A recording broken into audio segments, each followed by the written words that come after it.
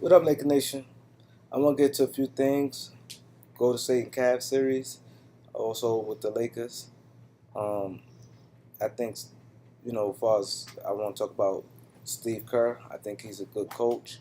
I've been really studying him and looking some things he do and his decision making, and I hope that Luke Walton brings some of these things over to him as a Laker. First, I like what he did. Harrison Barnes had a great series against the Spurs a few years ago under Mark Jackson. He was their go-to guy, not Curry, not Thompson. The offseason, they signed Andre Iguodala to a contract. He took Harrison Barnes out the lineup, put Iguodala in. That crushed Harrison Barnes' confidence from that day. He'd never been the same. A year later, Steve Kerr took over. He took Iguodala out of the lineup, brought Harrison Barnes back in. I like that. I like also how he played to his guys' strength. I like how he used the bench and he's encouraging to his players. That's refreshing, and we did not have that this year at all in Los Angeles, as far as with Coach Scott. And I feel that coaching is key. It's key. I've really been studying the series. It's key. Style of play and playing to your guys' strength.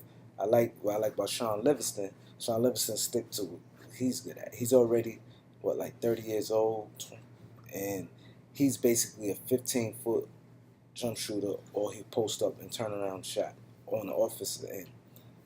So they don't try to force him to be a 3-point shooter. Sean, this your spots. Pick your spots. That's what you good at. They ain't trying to force him to be no 3-point shooter like some of the guys on the team. He play to his guy's strength, and that's good.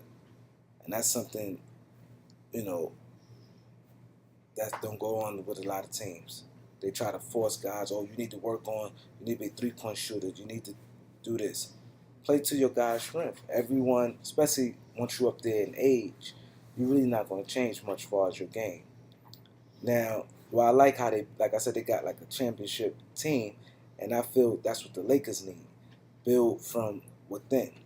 We got the four guys, Russell, Clarkson, Randall, and let's say Ingram, that we could build upon. They under small contracts. Let's see what we get. Do not make no jerk decisions, make some trades that don't make any sense. Let's see what they got. Let's give them another year, see what they got, and you should be able to tell fully with a coach with a fresh understanding that still confidence in these guys and bring the best out their games, and then we can know what we have going forward. And I say that to say this. I saw a report on Bleacher Report. It's crazy. They said Russell and Ingram for Derek Favors and Gordon Hayward, which don't make any sense. Gordon Hayward is okay. He's good. I'd say he's a little better than okay. He's good. But I think Ingram will be a better player than him. He's bigger. He's taller. He's not bigger, but he's taller. He's longer. And I feel he's going to be a better player than him. And then Russell, I think Russell's also going to be a good player. And in the report, they said they said Russell struggled his rookie year. No, he didn't say he struggled. They say he was inconsistent his rookie year. He's 19 years old. Anyone, even the guy coming in the league 22, 23, who don't struggle their rookie year in the league? I think you want to go to Gordon Hayward and Derek Favors, what they did their rookie year, them guys on the team will not make a difference. We won't make a difference as far as free agency. No free agent gonna be like, go Gordon Hayward and Derek Favors here, so I want to sign there. It won't make a difference. They all them guys up there in Utah, the same situation. They make the playoffs. And the game they needed to win when they played the Lakers, they wasn't dominant enough to pull them to victory. So let's just kill all the nonsense rumors. If it's not a star or bona fide mega player, a guy like Cousins or Paul George, as far as that number 2 pick of Russell, or That's off limits. Let's not even discuss that. And also, what I like about how the Warriors is, Iguodala on the championship team, he's the good as the fourth or fifth best player on the team, and that's who he is in the Golden State, the fourth or fifth best player. That's why I say the Lakers should not sign guys like Batum and Horford to all that money because you get stuck.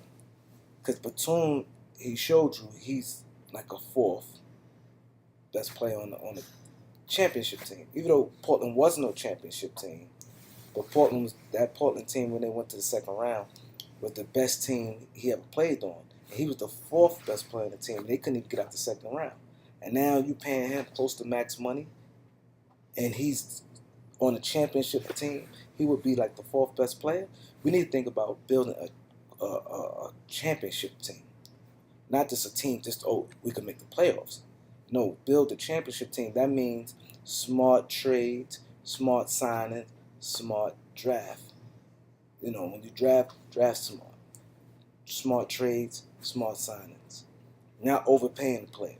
If we don't, this way we need to get rid of him in the midseason, his contract wouldn't be a problem where we had to add another player just to get rid of a guy like that. And like I said, him and Horford is going to be close to max play. Horford, I think, on the championship team, at best, a third best player on the team. You're not going to win. If Al Horford is your first or second best player on your team, you're not winning no championship. Not even close. Atlanta is not no real threat. They just go to the second round because they're in the Eastern Conference. But they're not no real good team. They're in the West. They probably wouldn't make the playoffs. So let's not kid ourselves. So, like I said, Al Horford, at best, he's the third best player on your team. So you want to pay a guy $25 million to be a third best player on the team? So how can we get our number 2 and our number 1? Well, we got to pay them. Now we wouldn't be able to make that happen. So you cannot pay guys like that. Nicholas Batum, like I said, maybe the fourth best player, because Iguodala is the fourth best player with Golden State. And, that's about right for him. I think you can win with Iguodala as your fourth best player on the team. But I think he's a better player than Nicholas Batum, to be honest. And another thing for us that is you really have to be careful, like I said, because it'd be hard to get rid of them guys stuck on your team. And then you will need to have no movement to get a true number 1 or number 2.